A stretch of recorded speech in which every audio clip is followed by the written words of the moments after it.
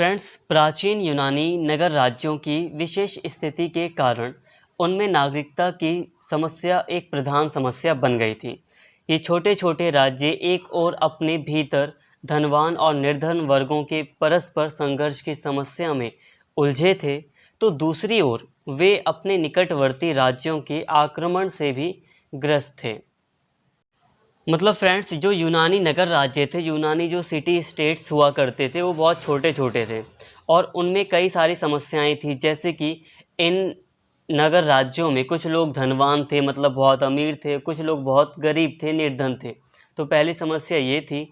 इसके अलावा दूसरी समस्या थी कि ये नगर राज्य आपस में लड़ते रहते थे, तो एक-दूसरे पर आक्रमण करते थे।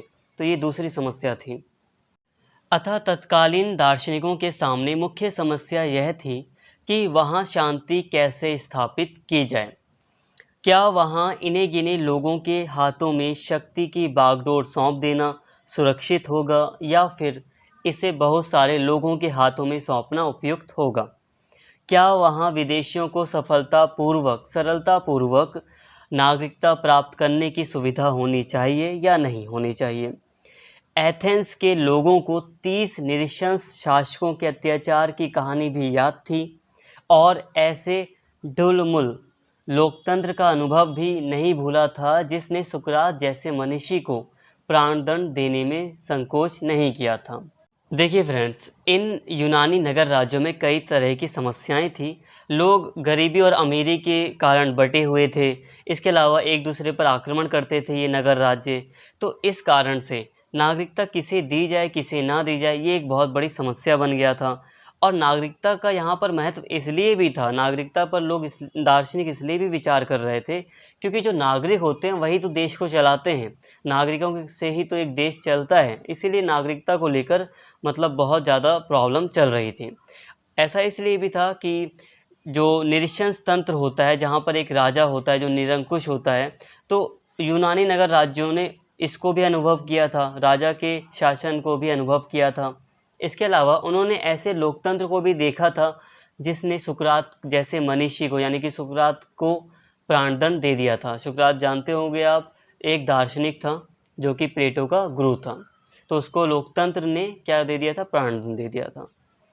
प्लेटो ने इस स्थिति के प्रतिकार के लिए दार्शनिक शासकों के निरंकुश शासन का सुझाव दिया था, परंतु अरस्तु को अपने गुरु प्लेटो की योजना यथार्थ से दूर हुई लगी और उसने नगर राज्यों की अस्थिरता की समस्या को सुलझाने के लिए नागरिकता के विचार पर अपना ध्यान केंद्रित किया।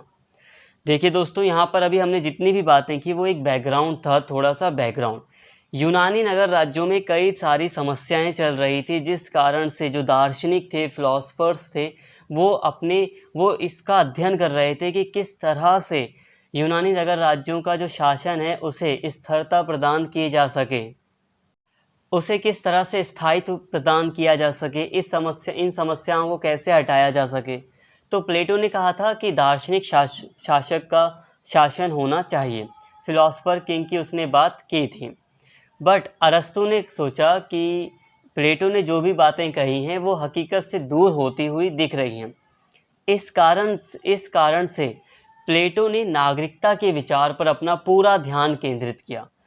प्लेटो ने यूनानी नगर राज्यों में जो अस्थिरता थी, जो सरकार आ रही थी जा रही थी, कभी इसका शासन कभी उसका शासन, जो ये समस्या थी, इसको सुलझाने के लिए नागरिकता पर विचार किया। तो बस ये एक बैकग्राउंड था जिसने आपको बताया कि अरस्तु ने नागरिकता पर विचार करना क्यों शुरू किया।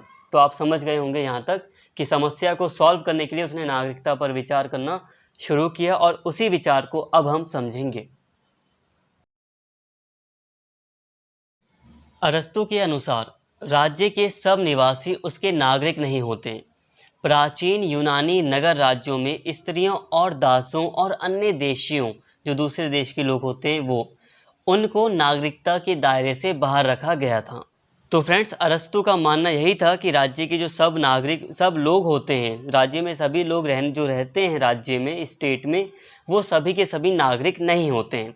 उदाहरण के लिए यहाँ पर प्राचीन यूनानी नगर राज्यों का ही उदाहरण दिया जा रहा है जहाँ पर स्त्रियों, दासों और अन्य देशियों को नागरिकता नहीं दी गई थी। वस्तुतः अरस्तु ने नागरिकता को शासक वर्ग के विशेषाधिकार के रूप में मान्यता दी है। उन दिनों सार्वजनिक निर्णय पब्लिक डिसीजन में भाग लेने का अधिकार केवल नागरिकों तक सीमित था। अतः अरस्तु ने नागरिकता की परिभाषा शक्ति के प्रयोग में प्रभावशाली सहभागिता के रूप में दी है। देखिए दोस्तों, अरस्तु ने डायरेक्टली यहाँ पर मैं बता रहा हूँ आपको कि अरस्तु ने नागरिकता की क्या परिभाषा दी है। नागरिकता की परिभाषा दी है शक्ति के प्रयोग में प्रभावशाली सहभागिता। अरस्तु के हिसाब से वही व्यक्ति नागरिक होता है जो कि शासन में भाग लेता है, शासन चलाने का जो प्रोसीजर होता है उसमें हिस्सा लेता है, जो सार्वजनिक निर्णय लिए जाते हैं उसमें भाग लेता है। पब्लिक डिसीजन में जो व्यक्ति भाग लेता है वो नागरिक होता है अरस्तु के हिसाब से। इसको समझिए। देखिए, प्राचीन यूनानी नगर राज्यों में जो नागरिक होते थे वही शासन करते थे, वही मिलकर, समझ लो अगर लोकतंत्र है तो वही सब मिलकर शासन चलाते थे या शासन में भाग लेते थे। उदाहरण के लिए जैसे कि मान लो कि किसी व्यक्ति को चूज़ करना है तो उस व्यक्ति को चूज़ करने के लिए भी लोग वोट देते थे। तो जो लोग वोट दे रहे हैं वो इनडायरेक्टली शासन में भाग ले रहे हैं या पब्लिक डिसीजन में भाग ले रहे हैं, तो वो लोग भी नागरिक होंगे।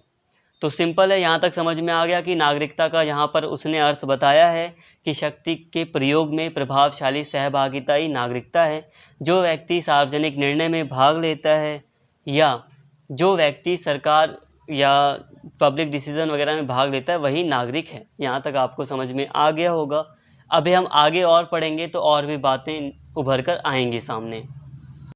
वस्तुत अरस्तु ने शासक वर्ग के इस विशेषाधिकार को कर्तव्य का रूप दे दिया और इसके पालन की मांग की। उसने संकेत किया कि जब शासक वर्ग के सब सदस्य अपने इस कर्तव्य का पालन करेंगे तब वे राजनीतिक समुदाय के सब सदस्यों को, अर्थात नागरिकों और गैर नागरिकों दोनों तरह के लोगों को उत्तम जीवन प्रदान करने में सहायक सिद्ध होंगे। देखिए, जो शासक वर्ग है, अरस्तु उस वर्ग को कह रहा है कि ये उसका कर्तव्य है कि वो जनता के लिए काम करे। अरस्तु कह रहा है कि जो नागरिक वर्ग होगा वही एक तरह से शासक वर्ग होगा, वो शासन में हिस्सा लेगा। अब उसका ये कर्तव्य हो जाएगा कि वो सभी निवासियों को, राज्य में जो सभी लोग हैं, चाहे वो नागरिक हों चाहे वो नागरिक ना हो, बट अगर वो स्टेट में रह रहे हैं, देश में रह रहे हैं, तो उनके लिए, उनके उत्तम जीवन के लिए वो शासक वर्ग कार्य करेगा। ये उसका कर्तव्य है। अरस्तु ने तर्क दिया कि किसी विशेष जगह अर्थात किसी देश या किसी राज्य में रहने से ही मनुष्य वहाँ का नागरिक नहीं बन जाता है। उदाहरण के लिए दासों या अन्य देशी लोगों को नागरिक का दर्जा नहीं दिया जा सकता। किसी देश में किसी व्यक्ति को केवल कानूनी अधिकार प्राप्त होने पर भी वह वहाँ का नागरिक नहीं बन जाता, क्योंकि ये अधिकार किसी व्यापार समझौते की देन हो सकते हैं। फिर जन्म के आधार पर भी किसी की नागरिकता का निर्णय नहीं किया जा सकता, क्योंकि इसके साथ यह प्रश्न उठेगा कि उसके माता पिता को किस आधार पर नागरिक माना जाए। अतः उचित यह होगा कि नागरिकता की परिभाषा कृत्य यानी कि काम के आधार पर देनी चाहिए। अब देखिए दोस्तों, अरस्तु ने ना नागरिकता की बहुत ही विस्तार से उसका डिटेल में मतलब हमें बताया है, तो हम अरस्तु के हिसाब से नागरिकता को पूरी तरह समझ रहे हैं। अब यहाँ पर अरस्तु कह रहा है कि देखो, सभी लोगों को हम नागरिकता नहीं दे सकते। राज्य में रहने वाले सभी लोग नागरिकता के पात्र नहीं होते हैं, उसके योग्य नहीं होते हैं। अब वो कह रहा है कि हम कानून के आधार पर भी किसी व्यक्ति को नागरिकता नहीं दे सकते, क्योंकि कई बार व्यापार समझौता होता है जिस कारण से कई सारे लोग दूसरे देश से किसी देश में चले जाते हैं या आ जाते हैं कुछ समय के लिए। इसके अलावा जन्म के आधार पर हम नागरिकता नहीं दे सकते, क्योंकि फिर ये प्रश्न उठेगा कि उसके माता पिता किस देश के नागरिक हैं या उन्हें किस आधार पर नागरिकता दी जाए। मतलब यहाँ पे वो बोल रहा है कि नागरिकता को देने में प्रॉब्लम है, हम किसे नागरिकता दें किसे ना दें, ये एक समस्या है अरस्तु के हिसाब से। उस समय अरस्तु बता रहा था ये, ठीक है। तो फिर अरस्तु ने आगे कहा कि अब इस समस्या को सॉल्व करने के लिए अगर हम नागरिकता का आधार चूज करें तो वो फंक्शन हो सकता है, मतलब कृत्य यानी कि काम के आधार पर, जो व्यक्ति जो काम कर रहा है उस आधार पर, इसे थोड़ा अभी मैं समझाऊंगा, व्यक्ति के द्वारा जो काम किया जाता है उस आधार पर हमें नागरिकता देनी चाहिए, यही उचित होगा अरस्तू के हिसाब से। इस दृष्टि से नागरिक की विशेषता केवल राजनीतिक अधिकार पॉलिटिकल राइट्स हैं, अर्थात न्याय के प्रशासन में भाग लेने का अधिकार और राजनीतिक पद प्राप्त करने का अधिकार। देखिए दोस्तों, यहाँ पर अरस्तू जो कह रहा है कि फंक्शन के आधार पर अगर हम नागरिकता देते हैं तो यही उचित होगा। कैसा फंक्शन? तो वो कह रहा है कि जिस व्यक्ति के पास राजनीतिक अधिकार हैं, मतलब जो व्यक्ति न्याय के प्रशासन में भाग ले सकता है, मतलब न्याय से संबंधित किसी अधिकारी को चूज़ करना होता है, चयन करना होता है, तो उसमें वोट डाल सकता है, या वो खुद भी भाग ले सकता है एडमिनिस्ट्रेशन में अगर उसके पास ये अधिकार है। इसके अलावा अगर वो व्यक्ति राजनीतिक पद यानी कि पॉलिटिकल ऑफिस समझ रहे होंगे आप, राजनीतिक पद, जैसे कि आज के टाइम पर हम जितने सारे नेताओं को देखते हैं तो अलग अलग नेता जो है वो अलग अलग राजनीतिक पद पर होता है। तो अगर किसी व्यक्ति को राजनीतिक पद प्राप्त करने का अधिकार है, प्रशासन में भाग लेने का अधिकार है, टोटली कहा जाए तो अगर जिस व्यक्ति के पास राजनीतिक अधिकार होगा उस व्यक्ति को नागरिकता दी जाएगी, यानी कि उस व्यक्ति को नागरिक माना जाएगा। ये अरस्तू के हिसाब से नागरिकता का सिद्धांत है। बट यहीं पे ख़त्म नहीं होता, ये बहुत बड़ा है, अभी हम आगे भी बढ़ रहे हैं। अरस्तू के विचार से राज्य के केवल वही सदस्य नागरिक माने जाएंगे जिन्हें सार्वजनिक मामलों पर वोट देने का अधिकार प्राप्त हो और जो निर्धारित शर्तें पूरी करने पर सार्वजनिक पद प्राप्त कर सकते हों। तो फ्रेंड्स, ये बातें मैंने आपको अभी बताई भी थी, बट अब यहाँ पे देखिए अरस्तू वही कह रहा है कि जो व्यक्ति या जिस व्यक्ति के पास सार्वजनिक मामलों पर, सार्वजनिक मामला का मतलब है कि ऐसा डिसीज़न मान लो कई बार लिया जाता है जो पूरे राज्य के लिए लिया जाता है, तो वो डिसीज़न एक व्यक्ति तो जल्दी लेता नहीं है। अगर लोकतंत्र वगैरह है तो उस व्यक्ति पर वोट की ज़रूरत पड़ती है। तो जब वोट डालने का जिस व्यक्ति के पास अधिकार होगा या जो व्यक्ति निर्धारित शर्तें पूरी करने पर सार्वजनिक पद प्राप्त कर सकता है। यहाँ पे निर्धारित शर्तें का मतलब है कि देखिए, कई बार अगर हमें कोई सार्वजनिक पद प्राप्त करना है, मान लीजिए कि अगर आपको कोई ऑफिसर बनना है तो उसके लिए आपकी कोई क्वालिफ़िकेशन होनी चाहिए। तो जिस व्यक्ति के पास क्वालिफ़िकेशन है और वो व्यक्ति योग्य भी है कि वो सार्वजनिक पद प्राप्त कर सकता है तो उसको भी नागरिक माना जाना चाहिए। राजनीतिक अधिकार भी और जो व्यक्ति सार्वजनिक पद प्राप्त कर सकता है उसको भी नागरिक माना जाना चाहिए। यह जरूरी नहीं कि ऐसा व्यक्ति तत्काल सार्वजनिक पद पर कार्यरत हो। उदाहरण के लिए, जहां लोग बारी बारी से जूरी के सदस्य चुने जाते हैं, वहां जो लोग चुनाव के योग्य माने जाते हैं वे सब नागरिक माने जाएंगे। दूसरी ओर, दासों, स्त्रियों और अन्य देशीय लोगों को किसी भी परिस्थिति में सार्वजनिक पद प्राप्त करने के योग्य नहीं माना जाता, अतः उन्हें नागरिक मानने का सवाल ही पैदा नहीं होता। तो फ्रेंड्स, आपको समझ में आ गया होगा, ऐसे व्यक्ति जो सार्वजनिक पद के योग्य होते हैं, जो पद पर बैठ सकते हैं, या कोई व्यक्ति है जो किसी व्यक्ति का चुनाव कर रहा है, वोट डाल रहा है, तो उन्हीं व्यक्तियों को नागरिक माना जाएगा अरस्तू के सिद्धांत के हिसाब से। और दासों, स्त्रियों और जो दूसरे देश के जो लोग होंगे उन्हें इससे दूर रखा जाएगा। तो आई होप यहाँ तक आपको समझ में आया होगा। यहाँ तक हमने काफ़ी हद तक नागरिकता के सिद्धांत की बात की, बट अभी हमें और भी बातें करनी हैं। अब देखिए, यहाँ पर हम नागरिकता के सिद्धांत का ही टॉपिक कवर कर रहे हैं, तो आप इन नोट्स को नागरिकता के सिद्धांत में शामिल करेंगे। बट मैं आपको थोड़ा सा एक पॉइंट बता देता हूँ कि यहाँ पर अभी जो हम पढ़ने जा रहे हैं वो ये है कि स्त्रियों और दासों को नागरिकता से वंचित क्यों रखा जाना चाहिए। इस पर अरस्तू ने क्या क्या बातें कही हैं उनको अब हम समझ रहे हैं। है ये नागरिकता का सिद्धांत वाला ही टॉपिक। अब देखिए, अरस्तू ने लिखा है कि पत्नी के संदर्भ में पति की सत्ता प्राकृतिक नियम की देन है, अर्थात प्रकृति ने स्त्री को पुरुष से हीन बनाया है। प्लेटो का विश्वास था कि स्त्री और पुरुष में एक जैसी योग्यता पाई जाती है, लेकिन अरस्तू उससे सहमत नहीं है। देखिए फ्रेंड्स, अभी यहाँ पे मैंने बताया कि अरस्तू ये मानता है कि जो स्त्री है वो पुरुष से हीन है, स्त्री और पुरुष एक बराबर नहीं है, ये मान रहा है अरस्तू। अरस्तू की दृष्टि में, एरिस्टोटल की दृष्टि में स्त्री के लिए सर्वोत्तम स्थान घर की चारदीवारी है, जहां वह घरेलू मामलों में सर्वोच्च होती है, परंतु घर के बाहर के मामलों में वह पुरुष के अधीन रहती है। इस अंतर को मिटाने का प्रयत्न नहीं करना चाहिए। इस तरह अरस्तु ने स्त्रियों को नागरिकता के अधिकार से वंचित रखने का तार्किक आधार ढूंढ लिया है, हालांकि आज के युग में उसके तर्क सर्वथा निराधार प्रतीत होते हैं। तो देखिए दोस्तों, अरस्तु ने क्यों स्त्रियों को नागरिकता से वंचित रखा है, तो उसने कुछ रीज़न ढूंढ लिया है, इसका कुछ कारण ढूंढ लिया है। वो ये है कि उसने कहा है कि स्त्रियों को प्राकृतिक रूप से पुरुषों से हीन बनाया गया है, कमज़ोर बनाया गया है, दोनों एक बराबर नहीं हैं, तो इसी कारण से उन्हें नागरिकता से वंचित रखा जाना चाहिए। मतलब अरस्तु कह रहा है कि स्त्रियों को नागरिकता नहीं दी जानी चाहिए क्योंकि वो पुरुषों के से हीन हैं। तो ये बात हो गई स्त्रियों की। दासों को नागरिकता से वंचित रखने के लिए अरस्तु ने यह तर्क दिया है कि नागरिक का कार्य सद्गुण के प्रयोग की मांग करता है, परंतु दास में सद्गुण की क्षमता नहीं पाई जाती।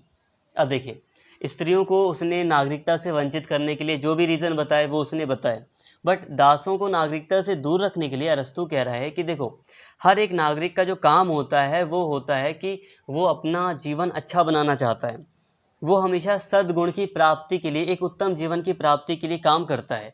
बट दासों में ऐसी कोई क्षमता नहीं पाई जाती, उसमें कोई सद्गुण की क्षमता पाई नहीं जाती, उसमें कोई ऐसी क्षमता नहीं पाई जाती कि वो कोई अच्छा काम कर सके जिससे वो आगे बढ़े, ऐसा कुछ नहीं पाया जाता। इसलिए उसे नागरिकता नहीं दी जानी चाहिए अरस्तु के हिसाब से। इसके साथ ही अरस्तु दास प्रथा के प्राकृतिक आधार तथा नैतिक औचित्य की ओर संकेत करता है। उसका विचार है कि शारीरिक श्रम मस्तिष्क को कुंठित कर देता है, इसलिए शासन का कार्य चलाने के लिए जो एक बौद्धिक कार्य है, बुद्धिजीवियों को पर्याप्त अवकाश मिलना चाहिए। प्रस्तुत संदर्भ में अवकाश का अर्थ काम से छुट्टी नहीं है, इसका अर्थ है शारीरिक कार्य से मुक्ति, ताकि व्यक्ति अपना सारा समय अध्ययन, चिंतन, मनन और कला साधना में लगा सके, जिनके लिए विशेष गुण एवं योग्यता की ज़रूरत है।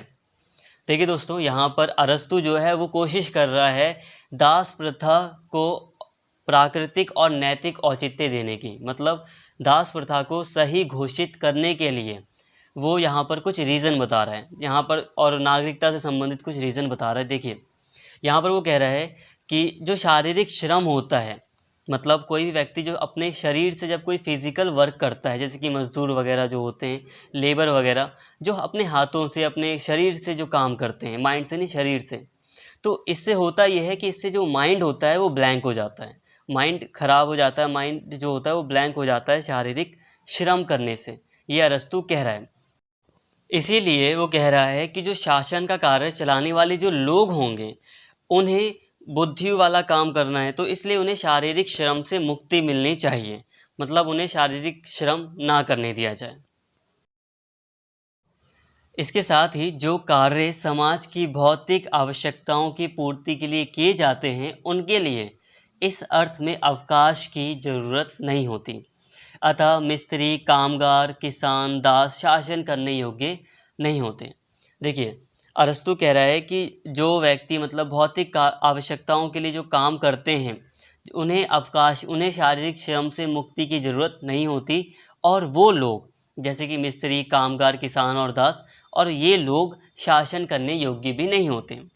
देखिए, पहले अरस्तु कह रहा है कि शासन वही व्यक्ति कर सकता है जो शारीरिक श्रम ना करे, और जो व्यक्ति शारीरिक श्रम करता है तो वो ऑटोमेटिकली यहाँ पे उसने कह दिया कि वो व्यक्ति शासन नहीं कर सकता।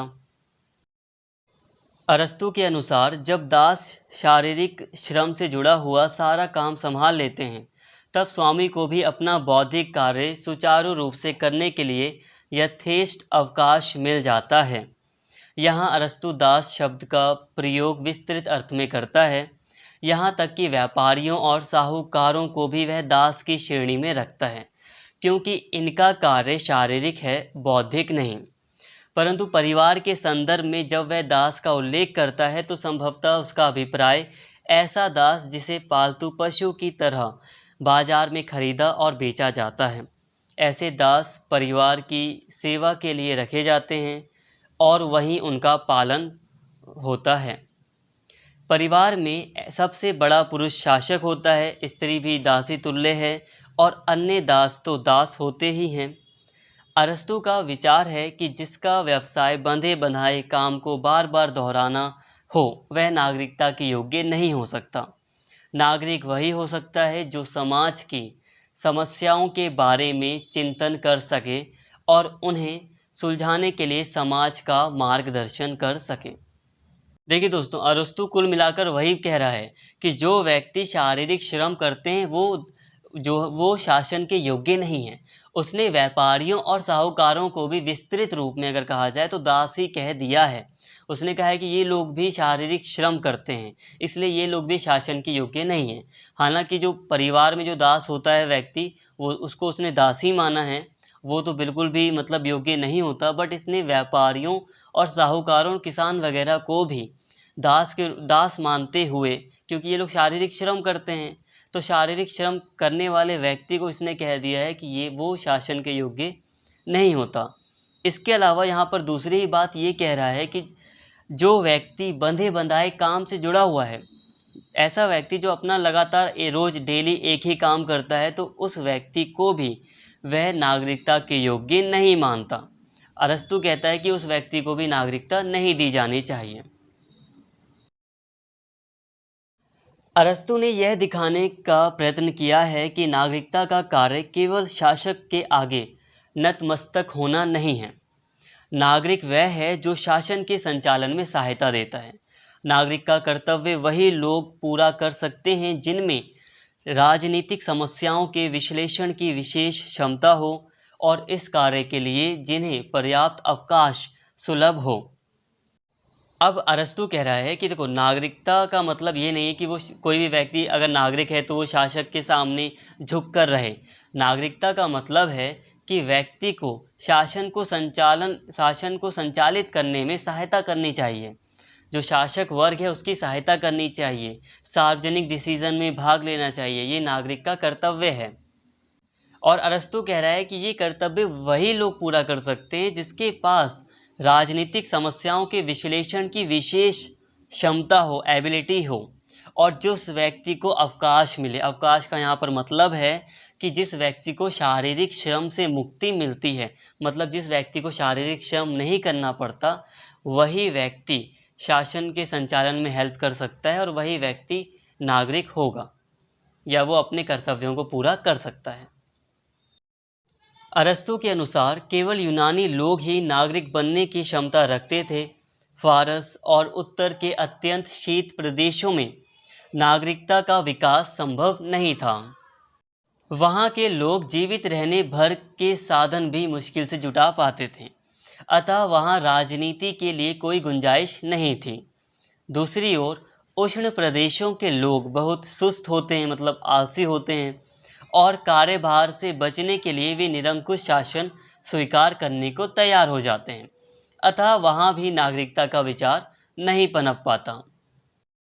फिर जिस राज्य की जनसंख्या बहुत ज़्यादा हो वह भी सही अर्थ में राज्य नहीं रह जाता।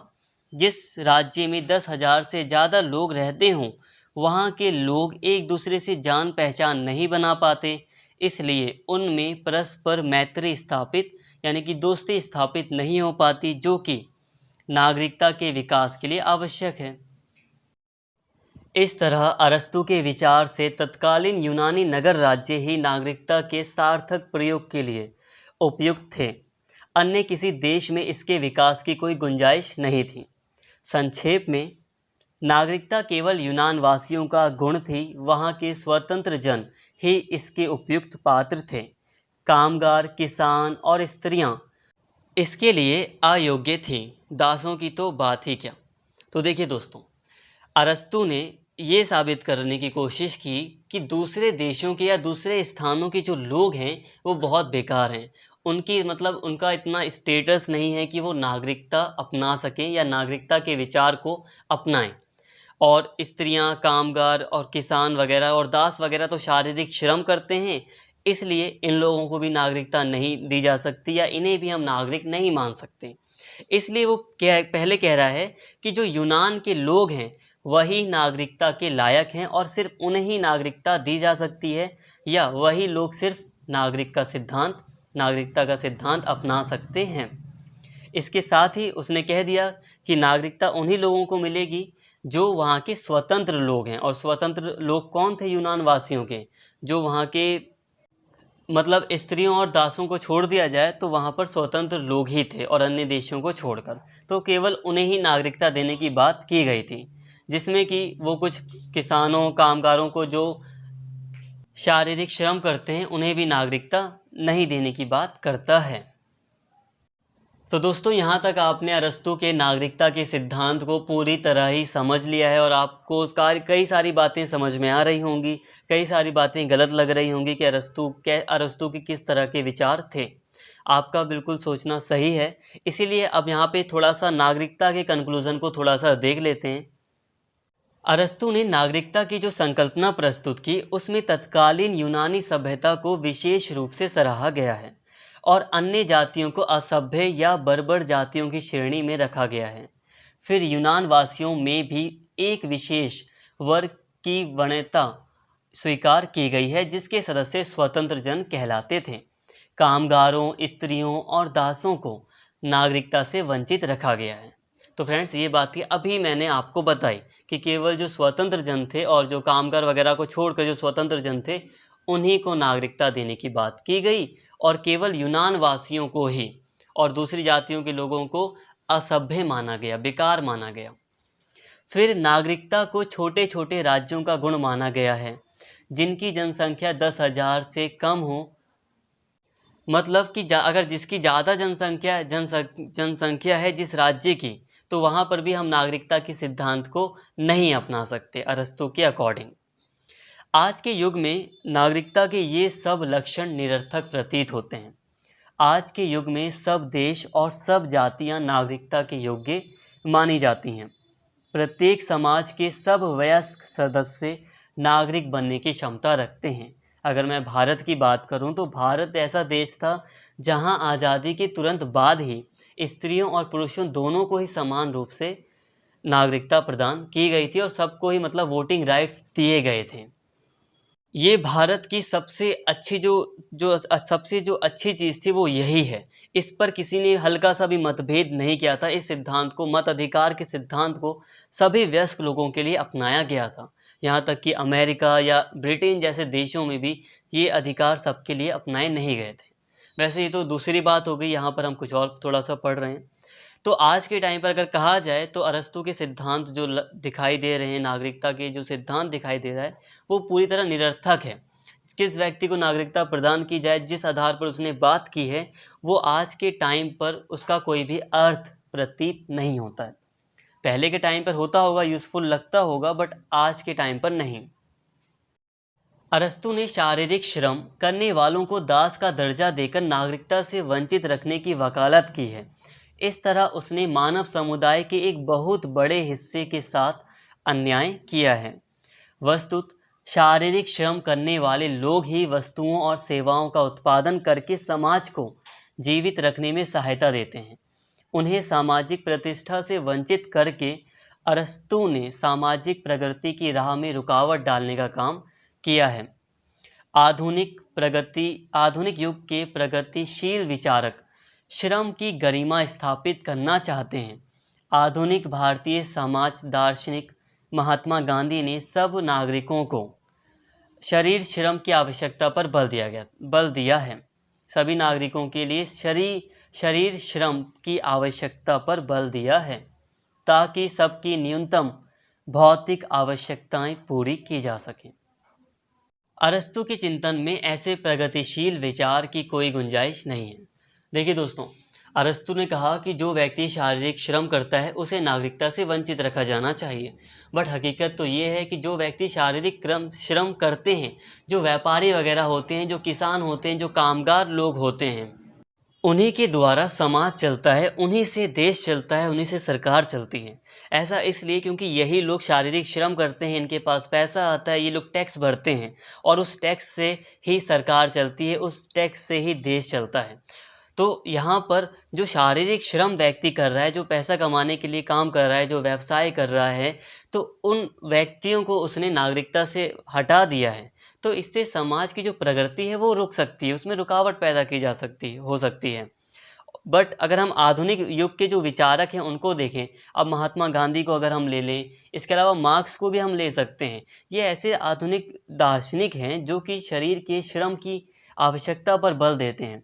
ये कहते हैं कि प्रत्येक व्यक्ति को अपनी आवश्यकताएं पूरी करने के लिए शारीरिक श्रम करना चाहिए। गांधी जी खुद अपने कई सारे काम करते थे।